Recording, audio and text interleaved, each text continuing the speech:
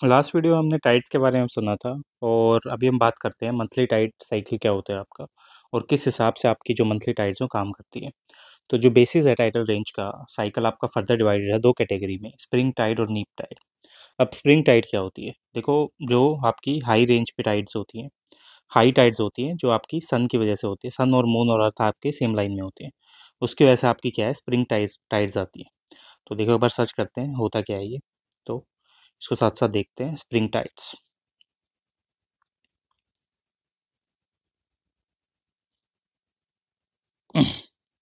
तो spring Tide आपकी कब आई? जब आपके सन, मून और आपकी अर्थ हैं सेम लाइन में। तो इनको क्या बोलते हो आप? स्प्रिंग टाइड्स बोलते हो। ठीक है। और ये ऑब्जर्व होती हैं फुल मून और न्यू मून के बेसिस पे। ठीक है, आपका फुल मून यहाँ पे पूरा आता है। और इन सिचुएशन में जो ग्रेविटेशनल फोर्सेस है सन की, मून की, एक साथ काम करती हैं एक सेंट्रिफिकल फोर्स के साथ, जिससे हाई टाइड आपकी कोज होती है। जो हाइट है स्प्रिंग टाइड की वो 20% होती है आपकी more than the normal tide. ठीक है, 20% more than the normal tides. Spring tides क्या है, टाइडल रेंज आपकी काफ़ी हाई रहती है इस केस में। मंथली टाइड्स क्या होती है? मंथली टाइड्स, टाइडल साइकिल आपका सन है, आपका मून है, न्यू मून आया, लुनार हुई, फुल मून हुई, तो इस हिसाब से आपकी ये मून साइकिल आपका यहाँ काम करता रहता है। अब जो नीप टाइड्स क्या होती है, जो अर्थ और मून है आपके सेम पोजीशन में आते हैं, पोजीशन ऑफ क्वाड्रेंट आपके होम एंगल्स में, जैसे यहाँ पे नीप टाइड बोलते हैं हम, क्या होती है इसमें देखते हैं। नीप टाइड्स,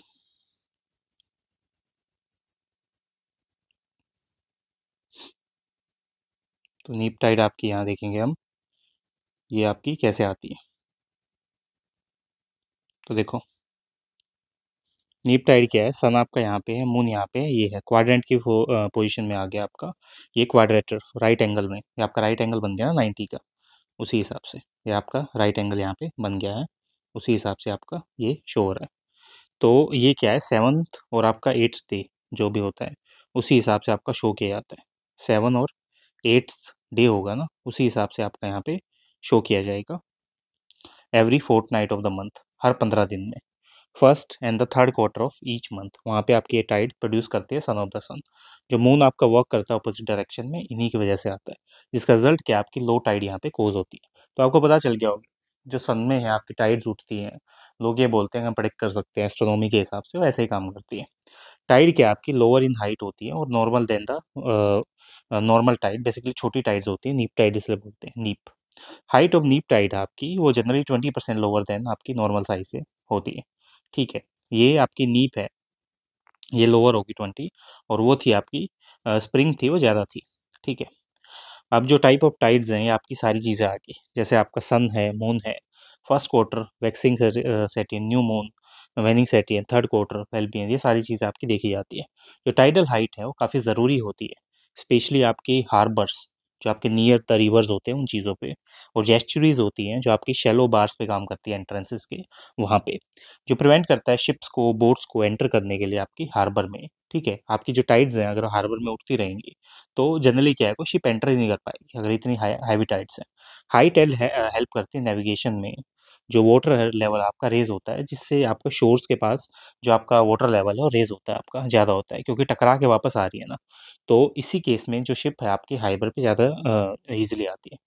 लंदन और कलकत्ता के आपके टाइडल पोर्ट्स हैं, जो इंपॉर्टेंट पोर्ट्स हैं, जो टाइडल नेचर ऑफ थेम्स या हुगली पे आपके यहाँ पे देखा जाता है, और इसी के हिसाब से आपकी चीज़ें काम करती है।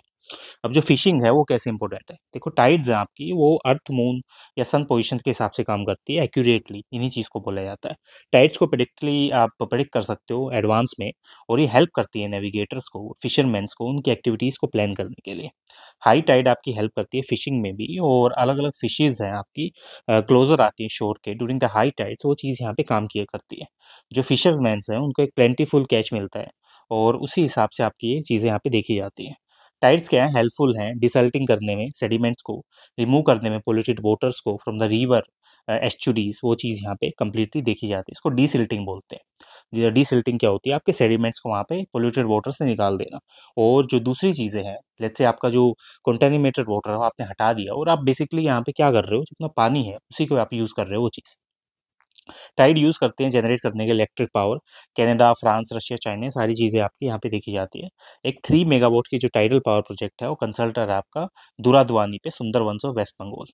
टाइडल्स बेसिकली आप क्या है, टाइड से बिजली बनाओगे वो चीज़। अभी जैसे हाइड्रो में आपकी पानी स्टोर करते हैं, यहाँ पे टाइड से बिजली बनाओगे क्योंकि उससे क्या आपका टरबाइन घूमेगा। जो जनरल मूवमेंट है आपका मास ऑफ ओशियन मोटर का वो डेफिनेट डायरेक्शंस में होता है, उसको ओशियन करंट बोलते हैं। ठीक है। और जो मोर और लेस सिमिलर होता है वाटर स्ट्रीम्स का, जो आपके लैंड सरफेस पे काम करते हैं। ओशियन करंट्स है डिवाइडेड होते हैं the basis of temperature, warm current और कोल्ड करंट। वार्म करंट्स क्या है, जो आपके लो लैटिट्यूड पे होते हैं और लो लैटिट्यूड से हाई लैटिट्यूड पे आपके काम करते हैं, वही चीज़ आपकी वार्म करंट्स बोलते हैं। कोल्ड करंट्स क्या हैं, जो आपके फ्लो करते हैं हाई लैटिट्यूड पे। हाई लैटिट्यूड से लेके लो लैटिट्यूड में बेसिकली आपकी चीज़ें काम करती हैं, उसको कोल्ड करंट बोलते हैं। जो फैक्टर्स हैं वो डिटरमाइन कैसे करते हैं ओशियन करंट्स को या फ्लोज क्या डायरेक्शंस को। तो करंट है ओशियन से आपके ओरिजिनेटेड होती हैं combine effect of several factors. Pressure gradient force PGF बोलते हैं, उसी हिसाब से काम करती है। फैक्टर्स जो रिलेट होते हैं आपके अर्थ के नेचर से या रोटेशन से, वो डिफ्लेक्टिव फोर्स से होती है आपकी अर्थ की जो रोटेशन है, कोरोलिस फोर्स जिस चीज़ को बोलते हैं, वहाँ पे आपकी जो प्रेशर ग्रेडियंट फोर्स आपकी काम करती है। डेंसिटी ऑफ वाटर है वो देखी जाती है। और आपके जो करंट मॉडिफाइंग फैक्टर्स हैं, जैसे आपकी कोस्ट लाइन्स है, फीचर्स ऑफ ओशियंस है, ये सारी चीज़ें आप देखते हो, इसी के हिसाब से आपकी जो टाइड्स हैं या बाकी चीज़ें वो काम करती है। अब जो ग्रेडियंट फोर्स आपका कैसे देखा जाता है, देखो जो अमाउंट ऑफ इंसोलेशंस आपकी अर्थ के सरफेस पे आती है इक्वेटर से पोल्स की तरफ, वो चीज़ें यहाँ पे देखी जाती हैं।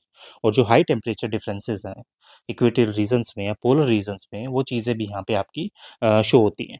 एक प्रेशर ग्रेडियंट फोर्स है जो डेवलप होती है आपके ट्रिगर में, और जो ड्राइव करती है एक फोर्सेस को ओशियन सर्कुलेशंस के लिए, वो इसी हिसाब से काम करती है।